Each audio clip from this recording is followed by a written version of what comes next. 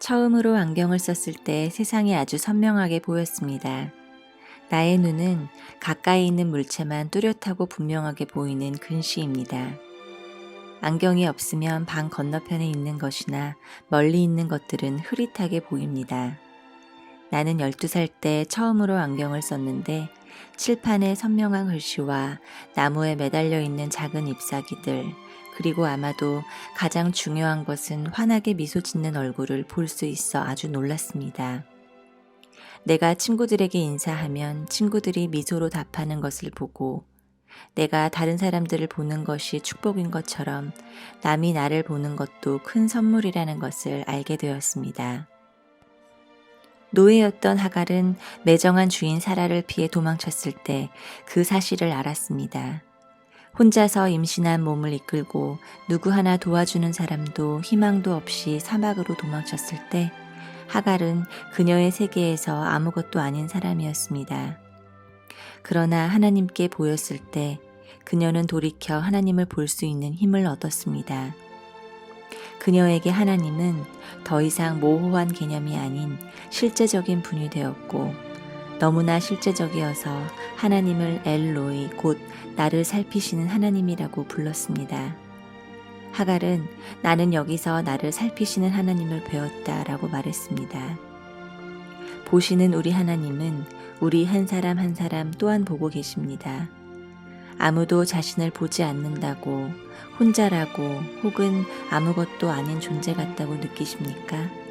하나님은 당신을, 그리고 당신의 미래를 보고 계십니다. 그에 대한 반응도 우리도 하나님 안에서 우리의 오늘과 미래에 대한 영원한 희망과 격려와 구원과 기쁨을 볼 수 있기를 바랍니다. 오늘 참되시고 살아계신 유일하신 하나님을 볼 수 있는 이 놀라운 선물을 주신 하나님께 찬양드립시다. 증조 할머니의 성경책을 뒤적이고 있는데 보물 같은 귀한 것이 무릎에 떨어졌습니다. 그것은 작은 종이 쪽지였는데 거기에는 어린아이의 글씨체로 이런 글이 쓰여 있었습니다. 심령이 가난한 자는 복이 있나니 천국이 그들의 것이미요. 애통하는 자는 복이 있나니 그들이 위로를 받을 것이미요. 필기체로 삐뚤삐뚤하게 쓰인 글귀 옆에는 어머니의 흘려 쓴 서명이 있었습니다. 증조 할머니는 손자들에게 종이에 성경 구절을 써서 익히고 마음에 간직하게 하는 교육을 습관적으로 시키셨습니다. 그러나 이 성경 구절의 뒤에는 눈물 나는 사연이 있었습니다. 우리 할아버지는 어머니가 아주 어렸을 때 돌아가셨고 어머니의 어린 동생도 그 다음 몇 주 후에 돌아가셨습니다. 증조 할머니는 이런 비극 가운데 어머니를 예수님께로 인도하여 그분만이 주실 수 있는 평안을 갖게 해주셨습니다. 바울은 디모데에게 이렇게 썼습니다. 이는 내 속에 거짓이 없는 믿음이 있음을 생각함이라. 이 믿음은 먼저 내 외조물 로이스, 내 어머니 유니게 속에 있더니 내 속에도 있는 줄을 확신하노라. 믿음은 상속되는 것이 아니라 같이 나누는 것입니다.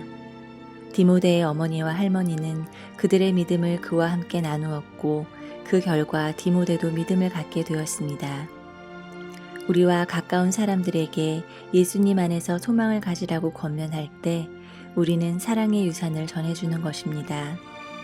어머니는 간단한 쪽지 한 장에 증조 할머니가 지니셨던 구주와 가족을 향한 사랑의 증거를 남기셨습니다. 우리도 이렇게 다음 세대들과 주님을 함께 나눌 수 있어야겠습니다.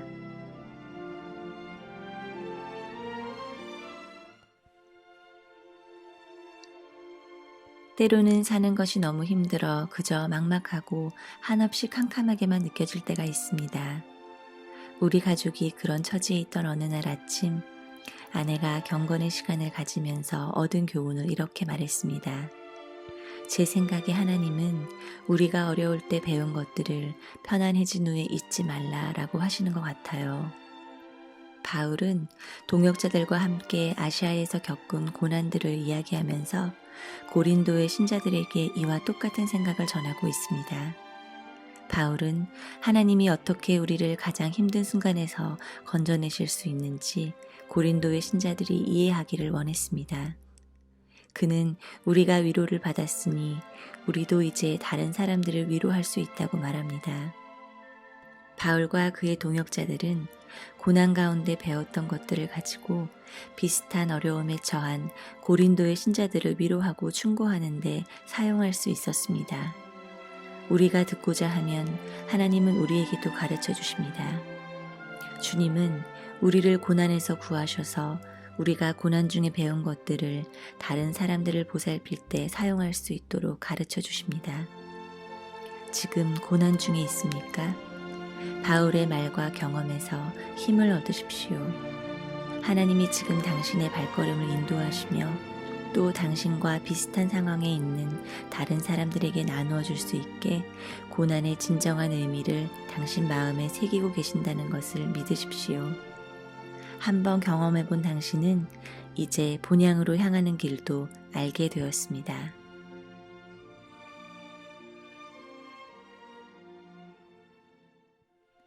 옳은 일을 하려다 보면 매우 힘들 때가 있습니다. 내 호의적인 말과 행동들이 도대체 무슨 효과가 있기는 한 걸까? 라는 궁금증이 생기기도 합니다. 얼마 전에 친구를 격려해 주려고 기도하는 마음으로 이메일을 보냈는데 분노에 찬 답변만 받게 되었을 때 그런 궁금증이 생겼습니다. 나는 바로 마음에 상처가 되고 화도 났습니다. 어떻게 그렇게 오해를 할 수 있지? 화를 내며 답장하려다가 한 가지 사실이 떠올랐습니다. 그것은 우리가 누군가에게 예수님이 그들을 사랑하신다고 말했을 때 언제나 우리가 원하던 결과를 얻는 것은 아니라는 것입니다. 우리가 다른 사람들을 주님께로 이끌기를 바라며 그들에게 좋게 대하여도 그들은 우리를 퇴짜놓을 수 있습니다. 누군가를 올바른 행동으로 이끌려는 우리의 조심스러운 노력도 무시당할 때가 있습니다. 우리의 진심 어린 노력에 상대방이 보이는 반응 때문에 낙심될 때 갈라디아서 6장이 좋은 지침이 될 수 있습니다. 여기서 바울 사도는 우리가 말하고 행동하는 동기를 생각해 보라고 하며 우리의 행동을 점검해 보라고 권면합니다. 그리고는 인내심을 가지라고 격려합니다. 우리가 선을 행하되 낙심하지 말지니 포기하지 아니하면 때가 이름에 거두리라. 그러므로 우리는 기회 있는 대로 모든 이에게 착한 일을 하되 더욱 믿음의 가정들에게 할지니라. 하나님은 우리가 계속 그분을 위해 살아가기를 원하십니다. 거기에는 선을 행하는 일, 곧 다른 사람을 위해 기도하는 것과 그들에게 주님에 대해 이야기하는 것이 포함되어 있습니다. 하나님께서 그 결과를 지켜보실 것입니다. 우리는 세상에 고통이 존재하는 이유에 대한 수많은 논쟁을 욥기에서 볼 수 있습니다. 그러나 어떠한 논쟁도 욥에게는 그리 도움이 되지 않아 보입니다. 그의 고통은 의심 때문이 아니라 관계로 인한 사태입니다. 그것은 욥이 하나님을 신뢰하는가 하는 문제입니다. 욥은 무엇보다도 한 가지를 원합니다. 자기의 비참한 운명을 설명할 수 있는 그 한 사람의 나타남입니다. 그는 하나님을 직접 만나보기 원합니다. 이윽고 욥이 바라던 것이 이루어집니다. 하나님이 직접 나타나신 것입니다. 하나님은 완벽하게 역설적으로 욥의 친구 엘리후가 욥에게는 하나님이 나타나시기를 기대할 권리가 없다고 길게 설명하고 있는 그때를 택해 나타나셨습니다. 욥도 친구들도 그 누구도 하나님이 하시는 말씀을 들을 준비가 되어 있지 않았습니다. 욥은 질문하고 싶은 것이 많았지만 정작 질문을 한 것은 욥이 아니라 하나님이셨습니다. 하나님은 이렇게 시작하십니다. 너는 대장부처럼 허리를 묶고 내가 네게 묻는 것을 대답할지니라. 하나님은 앞에서 35개장에 걸쳐 논쟁하던 고통의 문제는 무시해버리고 자연 세계의 경이로움을 주제로 장엄한 시의 세계를 펼치십니다. 하나님의 말씀은 모든 창조물의 하나님과 욥처럼 초라한 한 인간의 사이에 커다란 차이를 잘 말해줍니다. 거기 누구 없나요? 라고 물었던 욥의 가장 큰 질문에 하나님이 등장하시면 아주 멋진 대답이 됩니다. 욥은 나는 깨닫지도 못한 일을 말하였고 스스로 알 수도 없고 헤아리기도 어려운 일을 말하였나이다 라고 대답할 수밖에 없었습니다. 한 남자가 자기 강아지를 훔쳤다며 어떤 여인을 고소하였습니다. 여인은 법정에서 자신의 강아지가 그 남자의 것일 리가 없다며 판사에게 강아지 산 곳을 말했습니다. 그러나 판사가 강아지를 법정에서 풀어주자 강아지의 진짜 주인이 누군지 판가름이 났습니다. 강아지가 꼬리를 흔들며 곧바로 그 남자에게 달려간 것이지요. 옛 이스라엘 재판관인 솔로몬도 비슷한 문제를 해결해야 했습니다. 한 아기를 놓고 두 여인이 각자 자기가 엄마라고 주장했습니다. 두 사람의 말을 들은 솔로몬은 칼로 아이를 둘로 나누라고 명령했습니다. 진짜 엄마는 아이를 돌려받지 못하더라도 아이의 목숨을 살리기 위해 아기를 다른 여인에게 주라고 솔로몬에게 간청했습니다. 솔로몬은 그 아기를 진짜 엄마에게 주었습니다. 지혜는 어떤 것이 정당하고 도덕적인지 무엇이 옳고 그른지를 결정하는 데 필요합니다. 진정으로 지혜의 가치를 인정한다면 솔로몬처럼 하나님께 분별하는 마음을 달라고 구하면 됩니다. 하나님은 우리의 필요와 욕구를 다른 사람들이 유익과 조화를 이루도록 우리의 기도에 응답하시기도 합니다. 하나님은 또한 우리의 눈앞의 이익과 장기적인 유익을 가늠할 수 있게 도우셔서 우리의 삶에서 그분의 이름을 높이게도 하십니다. 우리 하나님은 온전히 지혜로우신 재판관이실 뿐 아니라 신령한 지혜를 후하게 주시는 조언자이시기도 합니다.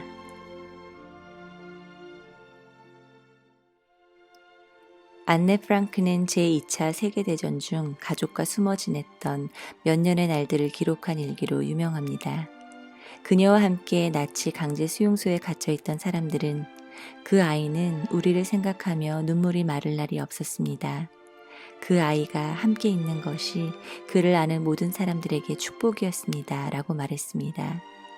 그런 이유로 케네스 베일리라는 학자는 안내는 결코 동정심이 식어진 적이 없었을 것이라고 했습니다. 너무나 험한 세상에 살다 보면 동정하는 마음이 식을 수 있습니다.